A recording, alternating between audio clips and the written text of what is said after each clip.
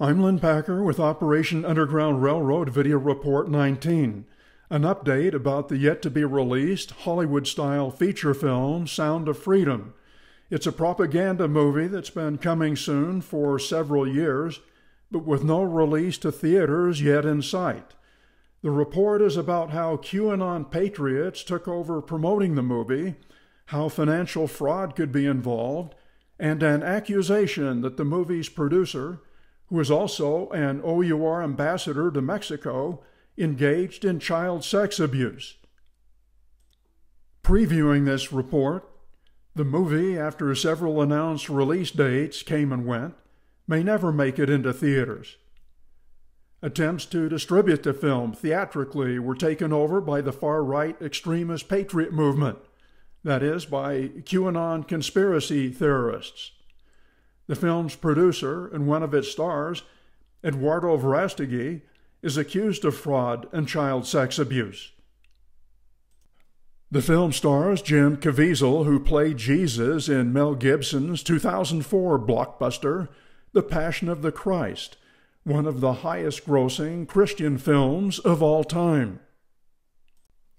The trailer, that is, the preview of The Sound of Freedom, was released almost 2 years ago, in July 2020, with the announcement coming soon. Producers call their feature film a major motion picture masterpiece based on the inspirational true story of Tim Ballard, an ex-CIA agent who left Homeland Security to create a dream team of special forces who conduct missions to rescue children from traffickers. Here's a condensed version of the movie's preview.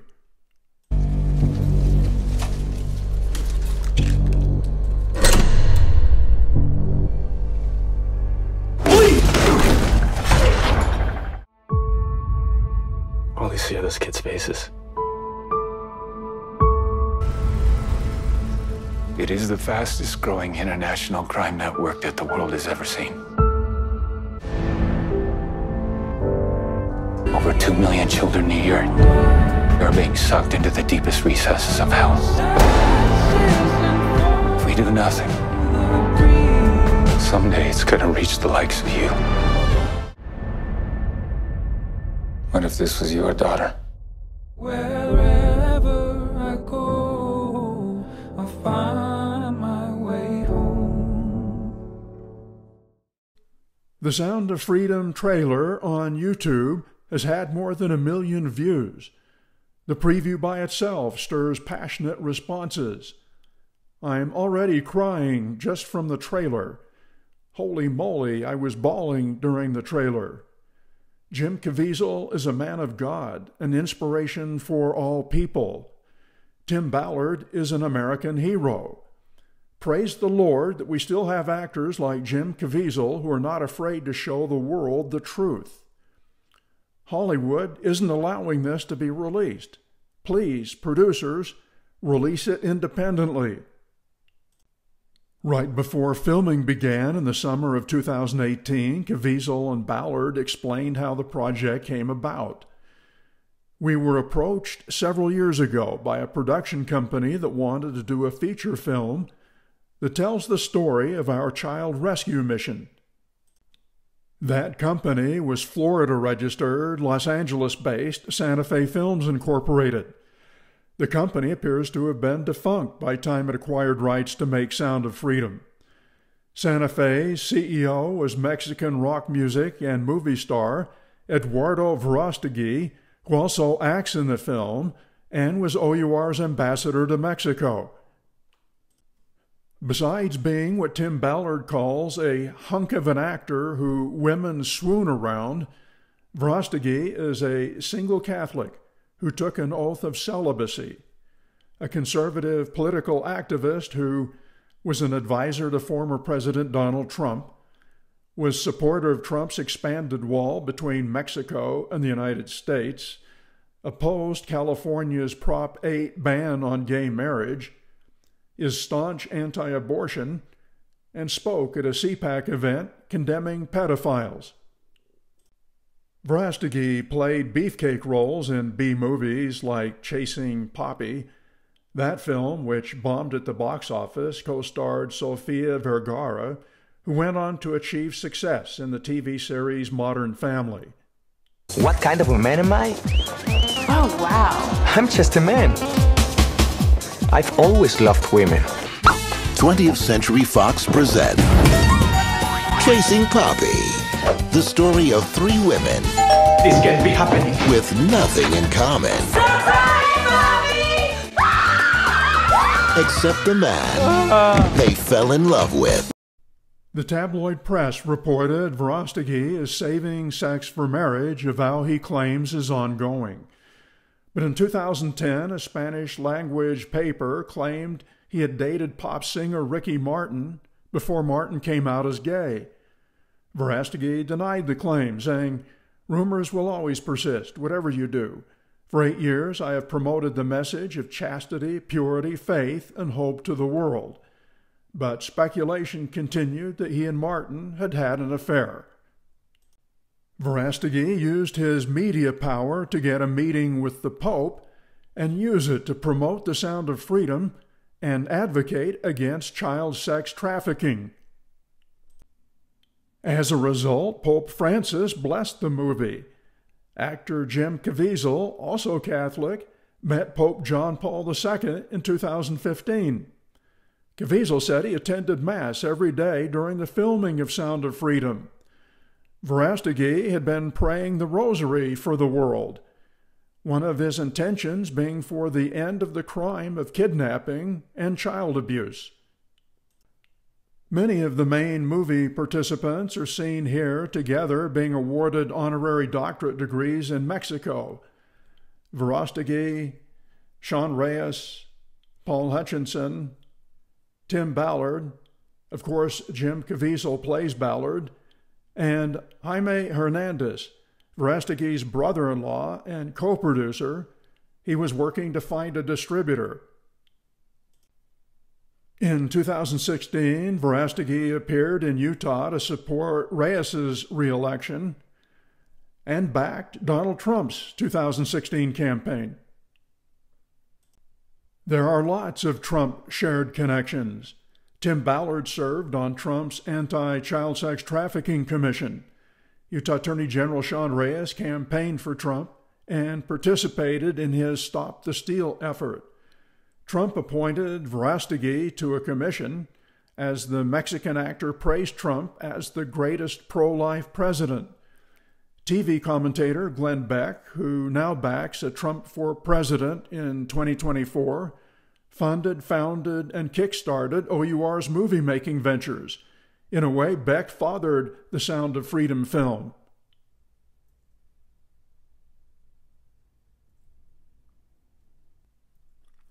In early 2018, even before the film was shot in the summer of that year, it was coming soon.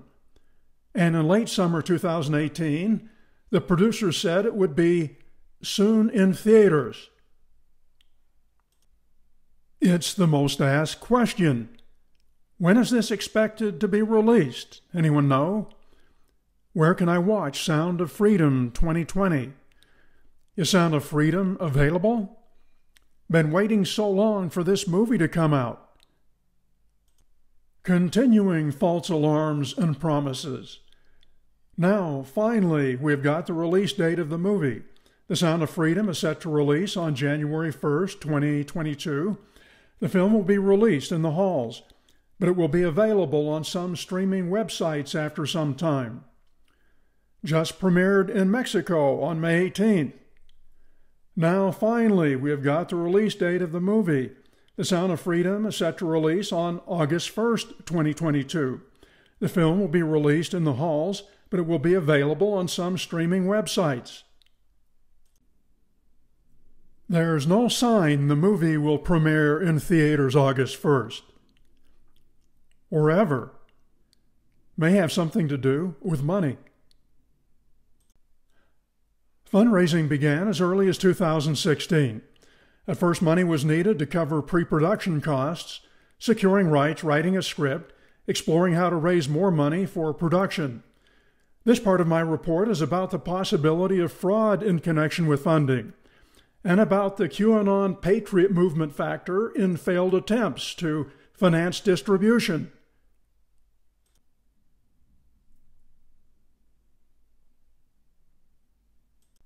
The company Sound of Freedom Movie, LLC, was created in Delaware in September 2017, at first to cover pre-production costs like obtaining rights and drafting a screenplay.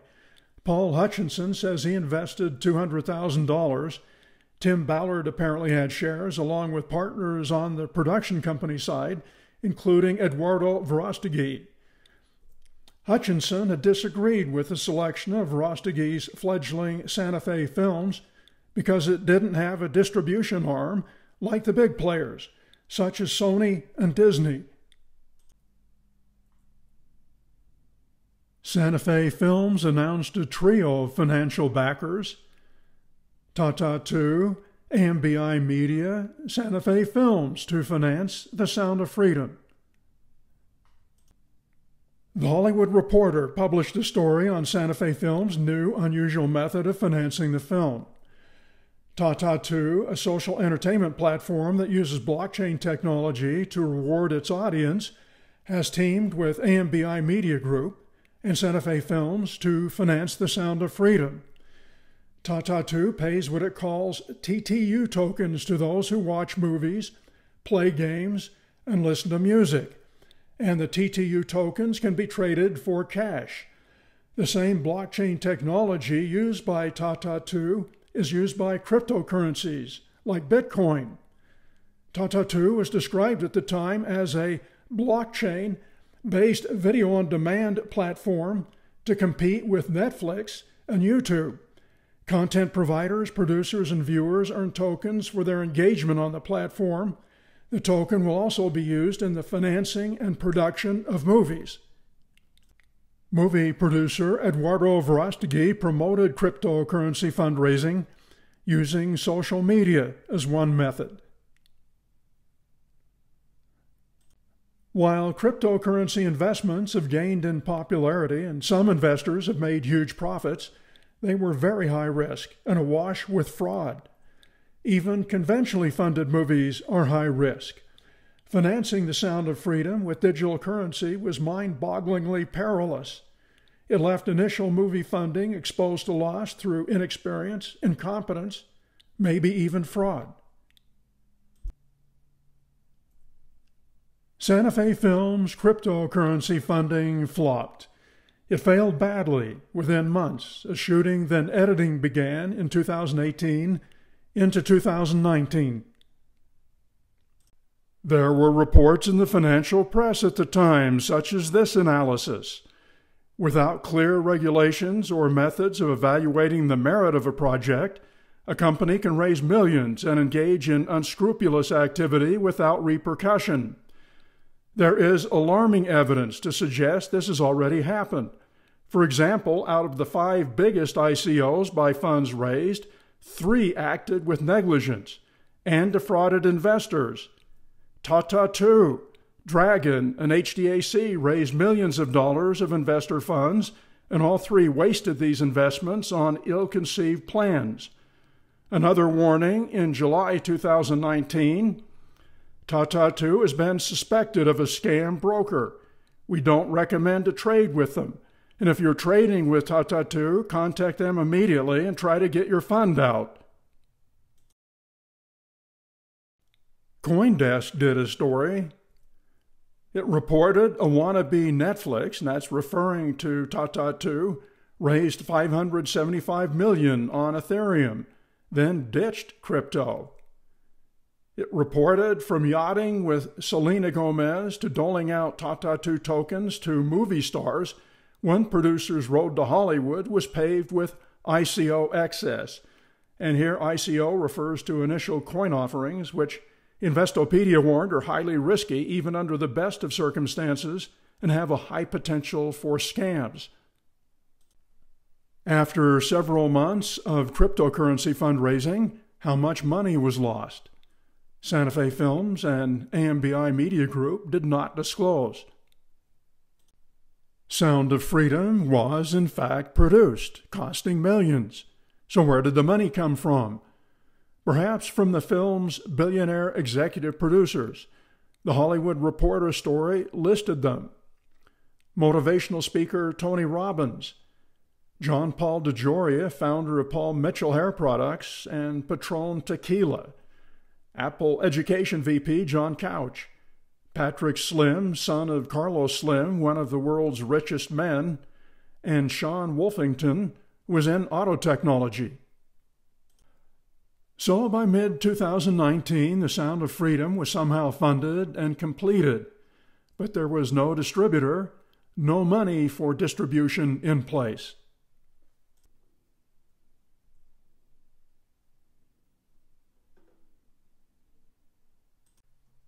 Investor Paul Hutchinson, here with Tim Ballard, anticipated the distribution problem. He said, "I was pushing for a Hollywood-level script and a company that already had distribution in place. He has not been giving an accounting of how much money was raised and how it was spent.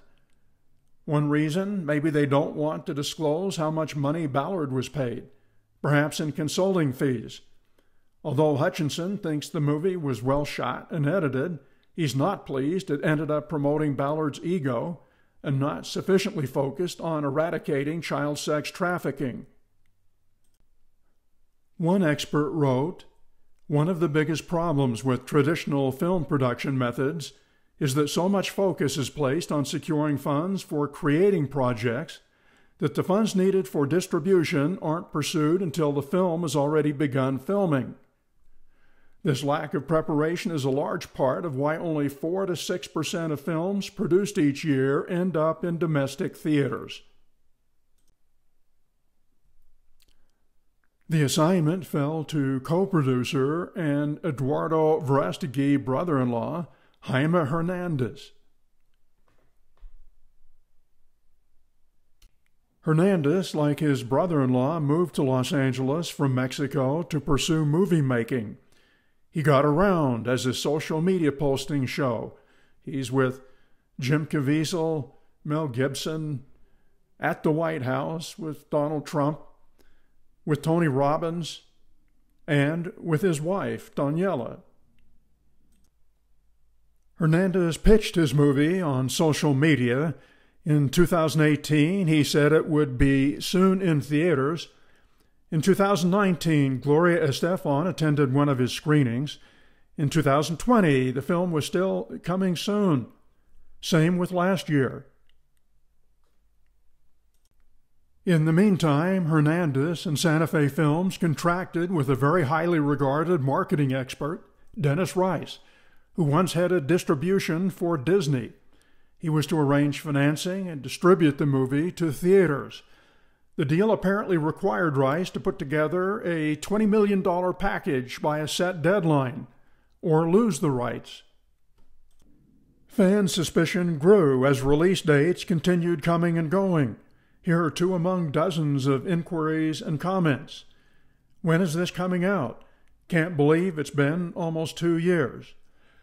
The deep state don't want it released. It's not just child trafficking. It's the horrific satanic cult behind it. And what they do to the children is awful and sick." It looks like Rice was unable to raise enough marketing money using conventional means. He or Santa Fe Films or OUR or all of the above turned to Q for help. This reminder, what is QAnon? It's a conspiracy theory. It became an extremist right-wing political movement about claimed global satanic cannibalistic sex trafficking rings. Trump supporters believe the ex-president diligently worked to dismantle the rings. This photo showing Trump rescuing 2 babies appears often on Q websites. Trump supporters, many of them QAnon followers, attacked the U.S. Capitol on January 6, 2021. Even before turning to Q for fundraising, OUR was already linked to QAnon in the press. Examples? QAnon is using the anti-trafficking movement's conspiracy playbook. Both are swimming in the same false claims and exaggerated campaigns. Operation Underground Railroad focuses on an issue near and dear to the QAnon heart: child trafficking. Operation Underground Railroad, the QAnon adjacent charity. The Q connection is reflected in this poster that uses OUR's chain symbol and website OURrescue.org and has words associated with QAnon: adrenochrome, Pizzagate, cannibals, satanic. Trump had Q's support before his 2020 re-election defeat. He could not bring himself to denounce QAnon. The theory is this belief that you are secretly saving the world from this satanic cult of pedophiles and cannibals. Does that sound like something you are behind? Or well, I haven't heard that, but is that supposed to be a bad thing or a good thing? I mean, if I can help save the world from problems, I'm willing to do it. I'm willing to put myself out there. And we are, actually. We're saving the world from a radical left philosophy that will destroy this country. And when this country is gone, the rest of the world would follow. Trump continues to enjoy QAnon support after his defeat. He failed on January 6th to stop certification. Focus turned to proving the election was stolen, and supporters now work to rig the 2024 election. PolitiFact reports a coalition of Stop the Steal Republicans aims to take control of U.S. elections. QAnon is helping. OUR and QAnon feed each other disinformation, lies, and conspiracy theories. OUR's message that the trafficking of stray and kidnapped children as commercial sex slaves, that is to say, as prostitutes for pedophiles in huge, ever-increasing numbers, is music to QAnon's ears. It's no surprise that the Q Patriot movement took an interest in the movie as a propaganda tool for the Stop the Steal campaign. A distribution of The Sound of Freedom in theaters would have been a big propaganda coup for QAnon patriots and OUR adherents. Here's how it went down.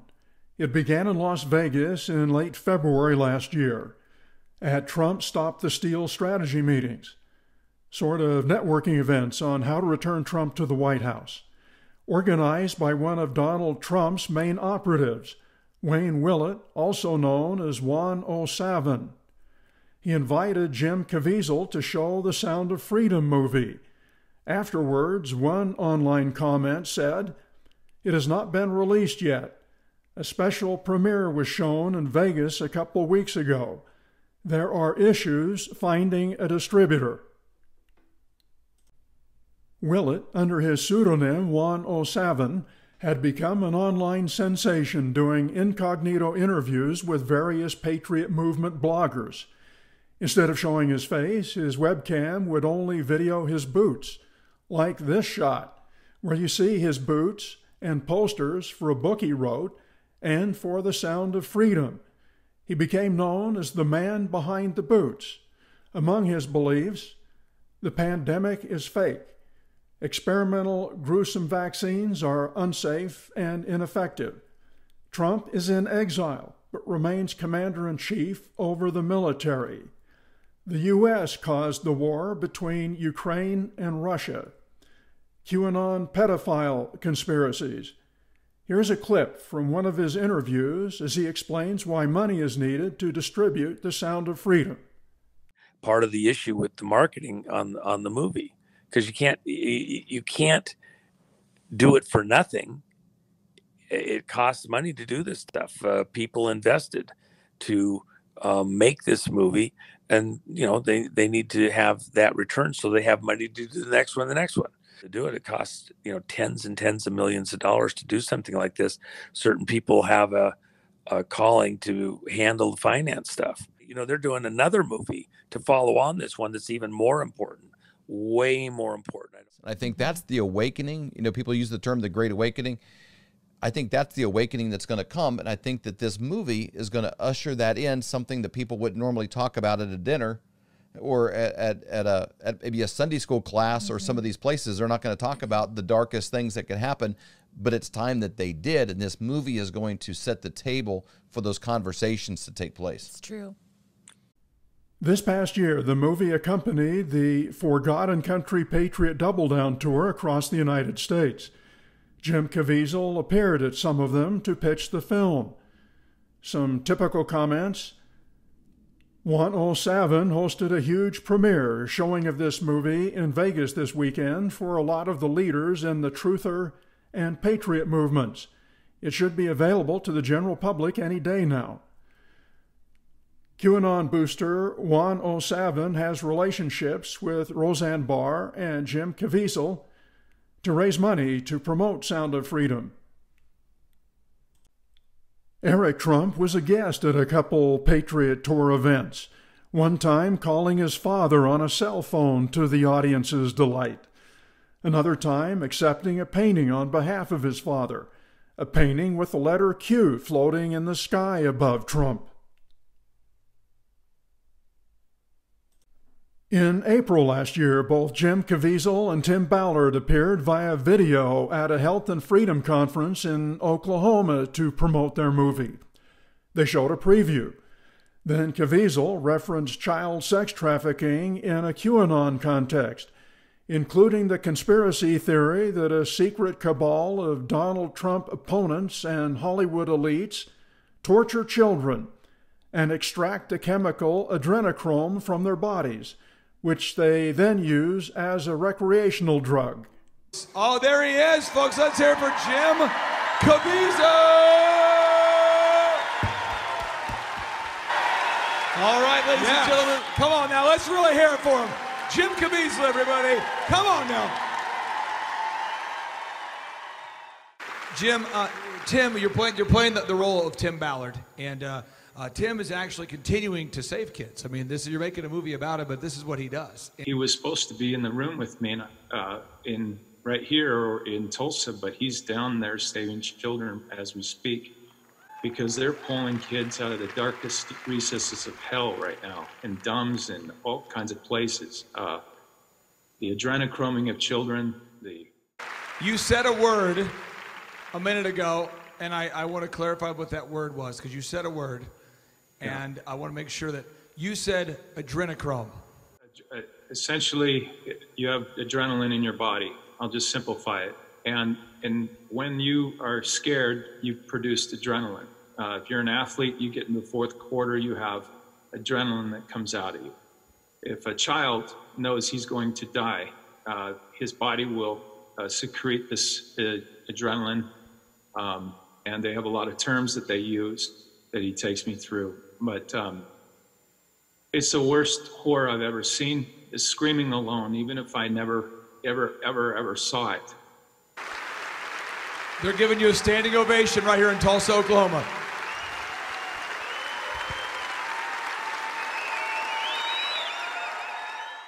This is one of the best films I've ever done in my life. The film is on a level of Academy Award level.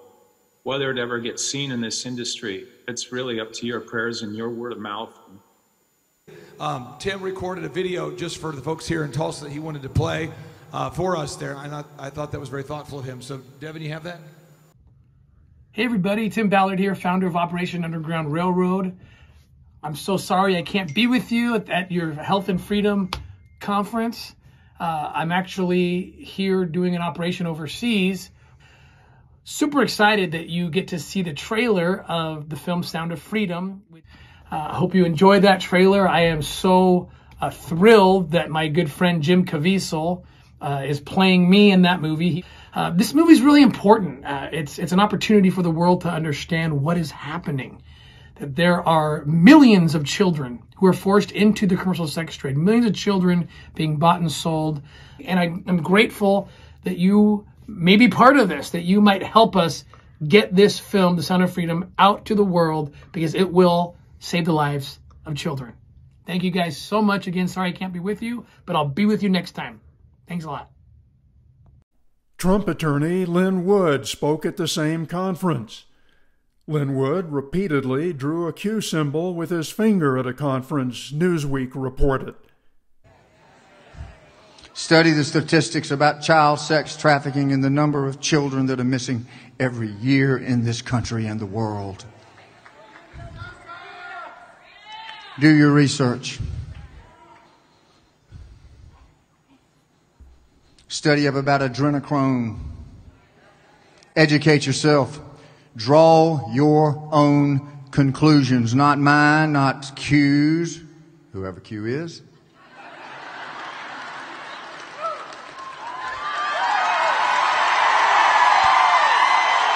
This is about the children, for God's sakes. Send this videotape. Send it to Hollywood. Send it to the politicians, the Clintons, the Obamas, the Bidens, the Bushes. Send it to those people because they are involved in child sex trafficking. It's time to tell the truth to America. The Patriot Q conferences continued. After one in June, O'Savin was interviewed by David Rodriguez about Sound of Freedom investments. What's really been going on is we were getting the marketing money, the distribution stuff for the Sound of Freedom movie that Jim did. And it's not donations. It's just we needed a handful of investors that wanted to invest in that part of the... How's that going? Fine. We're doing great. We've got, there was some legal things that had to be finalized up. So we didn't take any money until that was cleared up. I think that got cleared up yesterday or today, go fairly quickly. We have 2 more showings that we're going to do. We did one in DC on Sunday night. And of course, besides the key people that we had in, there was also folks from the industry and media people that we had in there. So I think we had about 150 or so people here. During the same interview, O'Savin explained that he showed the Sound of Freedom movie to a priest who had performed an exorcism at the White House. When President Trump came into office, before he and Melania spent one night in the White House, there was some priests that came and did an exorcism. Oh, wow. At the White House. Father Andre was one of the priests. I'd never met Father Andre. He's all the way out in Denver. Within 24 hours of hearing about Sound of Freedom, he's on a plane, comes out, sees the film, and the next day we're sitting in the room talking. So anyway, here's this father that, he flies out to watch Sound of Freedom. It's a very compelling movie. There's nothing here that is outside the reach of God himself. At the end of the day, God himself will not be mocked. And those people that think that he's not here involved and in control do not understand what's happening. That crowd that showed up on January 6th showed up and they had a mind of God attitude. They were very solemn, prayerful, beautiful, singing. Even going out across the country, there's demons everywhere in angst. And there's people that don't see the hand of God in this exact moment in time. This film needs to be seen by the whole world. It's going to be a very important film. Finally, at a conference late last year, Juan O'Savin decided to show his face and appear in person. He made a grand entrance, pulling up in front of the Las Vegas casino in his red Aston Martin. He walked in like the QAnon rock star he is, to rollicking applause and rolling cameras. No longer incognito, he could personally endorse the Sound of Freedom and not only welcome Jim Caviezel to the stage, but also introduced Dennis Rice, who had distribution rights. During his speech, Rice predicted the movie would be released by the end of April this year. This is a movie that big Hollywood doesn't want you to see. Well, this may not be the biggest movie I've ever worked on. It certainly is the most important. So when I saw the movie, I was blown away. I was blown away because it is an incredibly well-made movie. It's as exciting as a Jason Bourne action picture. So when you see it in the big screen, you're going to love it. It's got everything you want from a big studio Hollywood production. And when I got back to my fancy hotel room after I saw the movie, I broke down and cried because I was ashamed of myself for not knowing how important this story needs to be told. So I committed myself and my company to distribute this movie, but we need your help because a lot of people won't want you to see it. A lot of people won't want the public to see it, but we have to get the word out.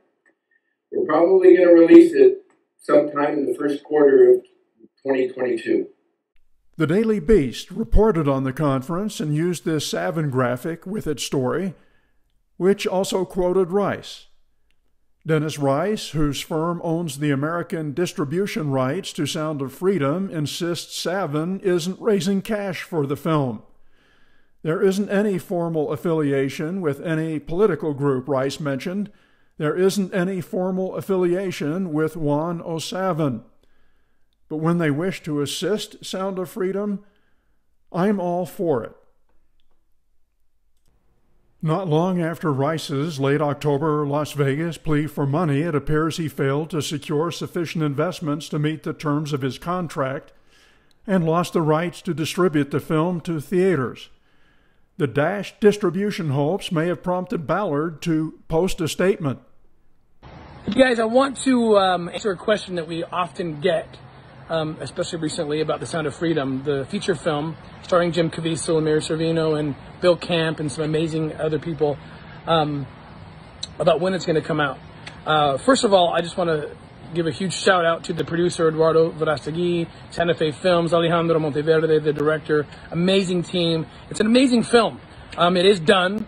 I don't understand the marketing and politics behind when the movies are supposed to come out. And you should all know that Operation Underground Railroad is not a stakeholder in this film. Operation Underground Railroad did not invest in it at all. We did not produce it.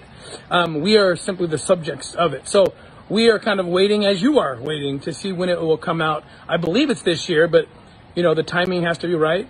And we're grateful for whenever it does come out because we think it'll make a huge impact in bringing awareness to this problem and recruiting more people to fight this fight. So that's our update. Thank you. And just 2 weeks later, Ballard spoke at the Air Force Academy, showed the Sound of Freedom trailer to cadets, and told them he would be back in 2 months, that would have been April, to show the full movie. Add that to the list of coming soon promises. Why yet another failure to finance distribution? One can only guess. Did the millionaire investors reach the end of their ropes? Are theaters concerned about the ongoing criminal investigation into OUR? Is the movie simply a dud? Or has a new factor popped up? Have new accusations against Verastegui, his sister and brother-in-law, poisoned the field? As Verastegui's company was trying to release the movie, scandalous stories began appearing in the media. The stories about Verastegui, his sister, and brother-in-law are still unfolding. They may have not only killed distribution, they might also tarnish Operation Underground Railroad. One of several headlines this spring referred to a Netflix documentary which could air later this year.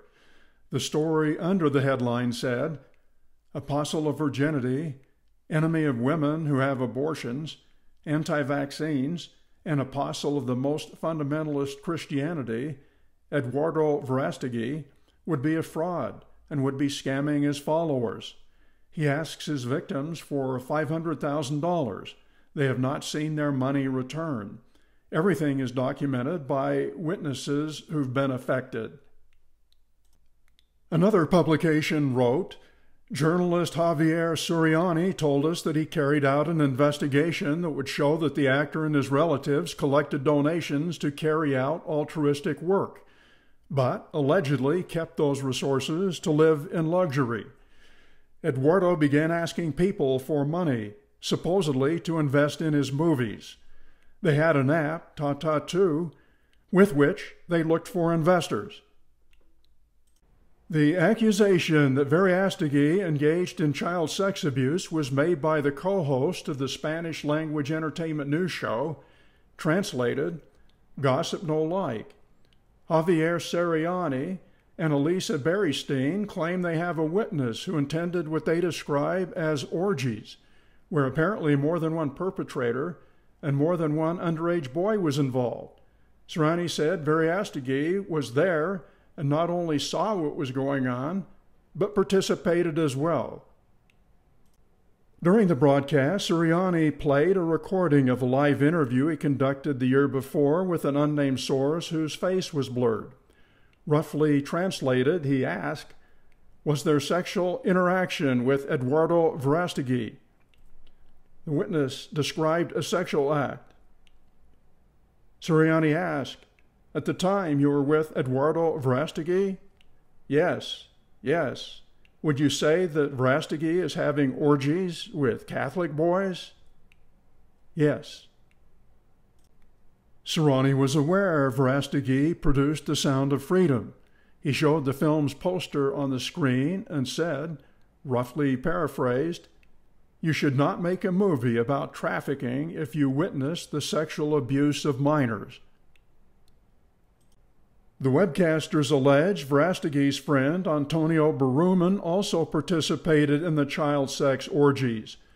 Additional news outlets report that an American actor in the United States who auditioned for Berumen when the actor was a minor was sexually abused. He returned to Mexico in March to file a complaint with the Mexico City Attorney General. There are no reports that Verástegui is under criminal investigation. Verástegui did not respond to my phone message I left asking for an interview, but Paul Hutchinson, the former OUR operative and investor who Verástegui plays in the movie, says he discussed the child sex party issue with the actor, and he denied the accusation. Next in this report, I'll talk about guns, the NRA, and Q in connection with OUR. Utah Senator Mike Lee, Tim Ballard, and OUR's most ardent U.S. Congress supporter, famously, during Senate debate, used a painting of former President Ronald Reagan riding a Raptor firing a machine gun. Also a vigorous opponent of gun control, Lee pushed for legislation to end restrictions on firearm silencers. Lee has made many public appearances supporting Ballard and OUR. Like so many other OUR backers, he's close to Donald Trump. He was easily duped by two women who falsely claimed to be child sex trafficking victims. The original OUR concept in 2013 was for operatives in body armor equipped with assault rifles rescuing child sex slaves on camera. In reality, foreign countries would not permit American armed militias coming in and arresting pimps and madams. So OUR operatives were relegated to the much less macho role of acting as pedophiles soliciting child sex. Ballard is shown here negotiating with a pimp. Glenn Beck explained the jump team concept. We also have developed what is called a jump team. And it is former Navy SEALs, former Rangers that will go in and rescue the children.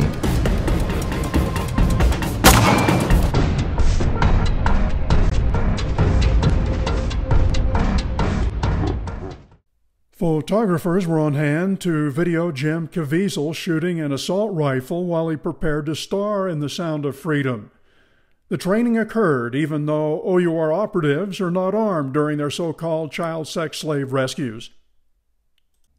Many NRA advocates also adhere to QAnon conspiracy theories.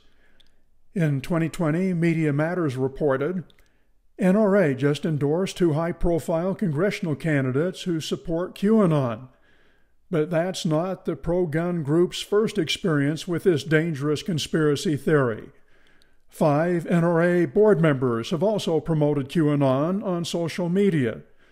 Another news account said, NRA laid the groundwork for deadly Capitol riots, say gun control advocates.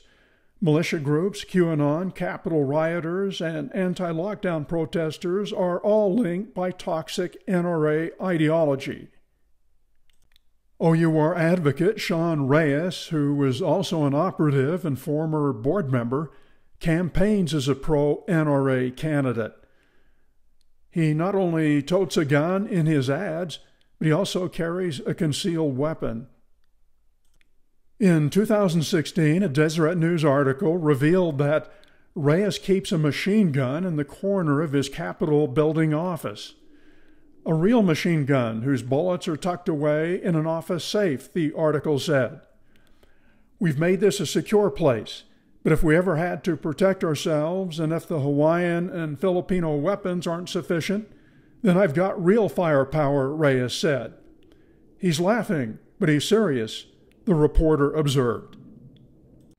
Reyes is currently lobbying against a proposed ban on assault rifle magazines that hold more than 10 rounds. Utah Congressman Burgess Owens, who is also an OUR ambassador, is NRA friendly, appealing to his not insignificant Utah NRA base. Ballard's solution to school shootings: fight fire with bigger fire. More guards at single entrances armed with weapons bigger and more powerful than assault rifles. Why weren't our guns bigger? He asks. I can tell you that it requires, to protect children, it requires sometimes fighting fire with fire. You got to fight fire with fire. You have to stand between evil and our children. And what I mean by fighting fire with fire is the obvious solution. Putting trained, armed veterans, former law enforcement, putting them at the door, one entrance into that school, put one behind, cameras around, someone manning the camera room, okay? Had that happened, this whack job in Texas wouldn't have made entry. After dozens of rescues aided by foreign government SWAT-like teams, OUR has not reported a single instance where the pimps or madams they encounter were armed with assault rifles or even handguns. One time, police needed heavy weapons and body armor to arrest a madam OUR designated as an organized crime kingpin who was only armed with a lollipop.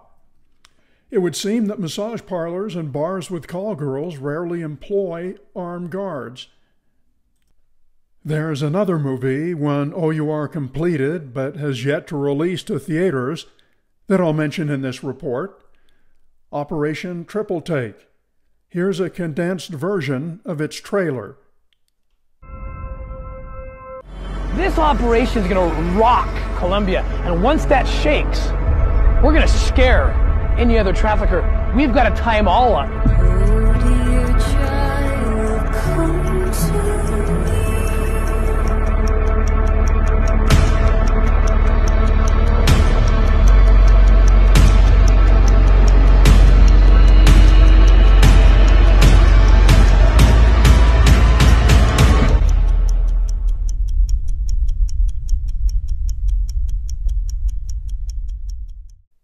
In essence, the movie is a documentary version of the feature film Sound of Freedom. It also has release dates that come and go. Even though still not in theaters, it's frequently shown privately beginning 3 years ago at a ClickFunnels convention, where it was said to be the first ever viewing. I guess a premiere is different from a first ever viewing, as the movie was later premiered in Tennessee. Then in 2021, after a first ever viewing and after a premiere, It was billed for showing to a Utah patriot group as the never-before-seen documentary Operation Triple Take. Operation Triple Take was born in 2013 in Dallas, Texas. The movie concept began life with a production company put together before OUR was formed. It was first envisioned to be part of a television series. It was the brainchild of political commentator Glenn Beck, working out of his Dallas, Texas broadcast facility, collaborating with Chet Thomas, Gerald Mullen, and Darren Fletcher. Tim Ballard at the time was a peripheral player. Beginning at least 2 months before OUR was created, Beck was the first to finance the concept of videoing an armed militia rescuing child sex slaves for a television series. Utah's Udy family contributed $2.5 million to produce the series. Meanwhile, Beck and his viewers donated more than $1 million to stake the organization of Operation Underground Railroad. Ballard wanted to be made a partner in the movie deal. The production company was named Fletchett Entertainment. Fletcher and Thomas opposed Ballard's participation. Ballard threatened to withhold rescue footage rights unless he was made a partner. Meanwhile, after the TV series concept fell apart, they decided to use the footage for a feature-length documentary, The Abolitionists. The Abolitionists, released in 2016, was a box office flop. Despite Udy family threats to sue, the debt remained unpaid. Operation Triple Take, which used some of the same video, was held up pending settlement of the Udy family dispute. All of a sudden, late last year, OUR or someone was able to pay the family $2.5 million, as reflected in this text message. OUR kept that payment secret and did not disclose where the money came from. It appears to have freed Operation Triple Take for release. So why isn't the movie out? OUR seems to have cleared up the investment dispute with the Udy family. Maybe it's being held up because of the purge. The movie is being re-edited to downplay roles by Batman, Paul Hutchinson, and Darren Fletcher.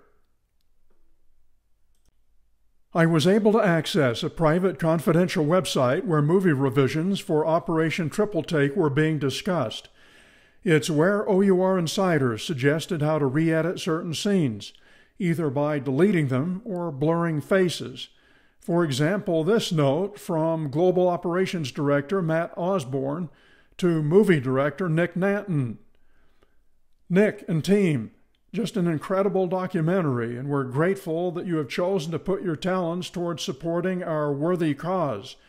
We know there will be a bit of rework with the Pedro sections, and we would like to cut and or de-emphasize the roles of Batman, Steve Cass, and Paul Hutchinson as much as possible throughout. The alterations reflect apparent disputes OUR has had with Batman and Hutchinson. Without the cigar-chomping Batman, there would have been no Operation Triple Take.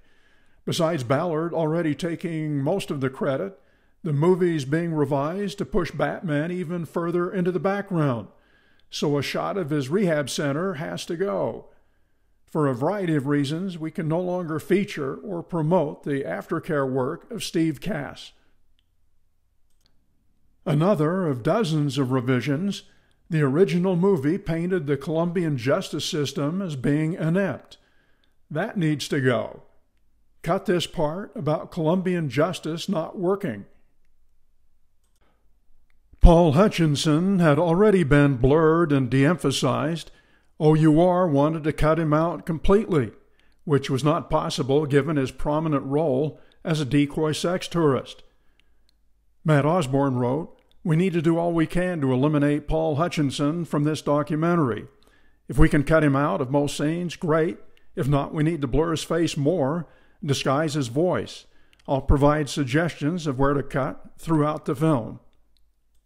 There's especially bad blood between OUR and Darren Fletcher, whose film company shot most of the footage. They want him blurred in scenes where he appears. The guy holding the phone, Darren Fletcher, needs to be blurred here and wherever else he appears. Even though not released to the public, the movie's had a couple of reviews. One says, takes a sometimes simplistic and self-aggrandizing look into the horrific world of child sex trafficking. Spends its time heroizing the American team of operators.